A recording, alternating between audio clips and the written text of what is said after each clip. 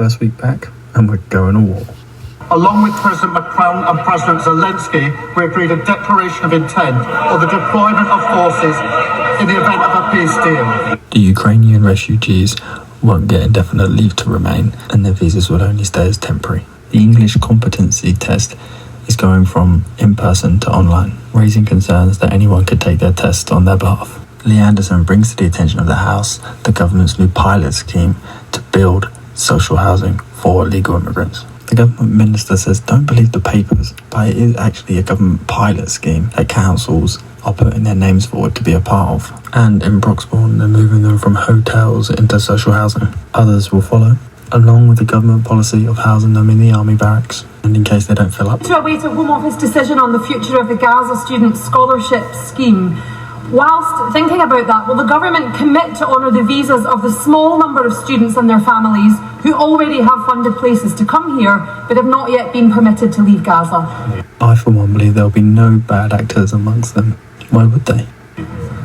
I'm grateful for that question. As the honourable member says, this government has supported Chevening scholars and those with fully funded scholarships in Gaza, so they come to this country to study during the 25-26 academic year. We know, and I've heard from the honourable member on multiple occasions, there is demand for more. It is, as she knows, a very fluid situation on the ground. We're looking at it closely and seeing what may be done in the future. Final question, then.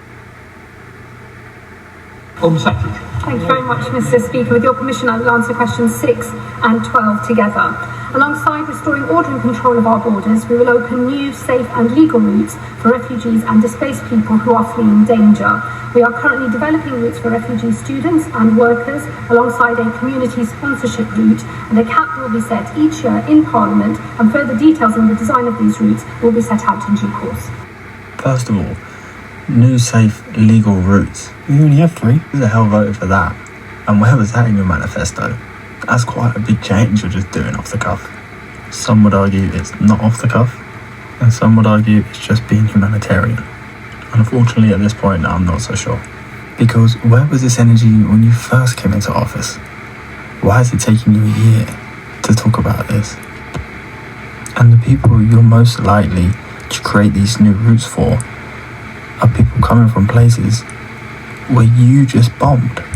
For me, I see this as a potential way that they can sow disorder and civil unrest by allowing people to come from countries who hate us, therefore giving them a reason to implement martial law, digital IDs, digital currency and 15-minute Cs. That might seem a bit wild, but it's not a step towards that. And that's how I evaluate most things. Is it a step towards globalism and giving more power and authority away to other people, or is it a step away from it?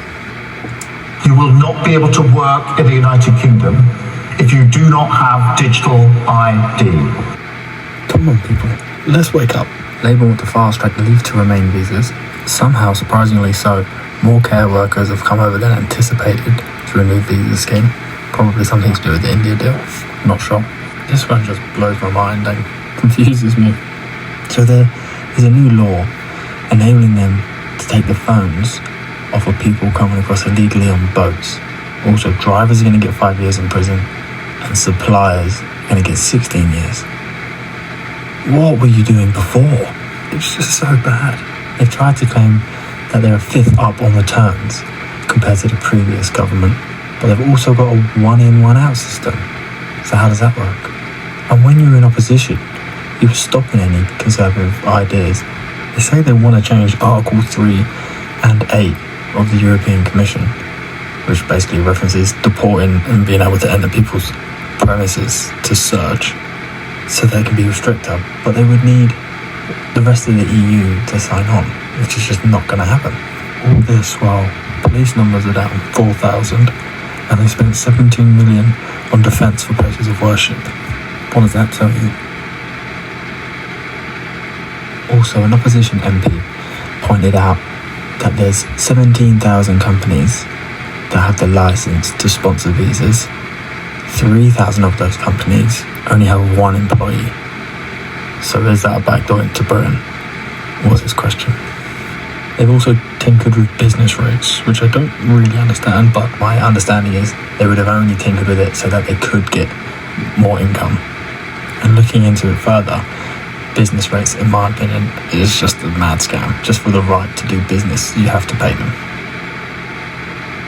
Here we have the news story about the Tel Aviv fans not being allowed to support their team at an Aston Villa game.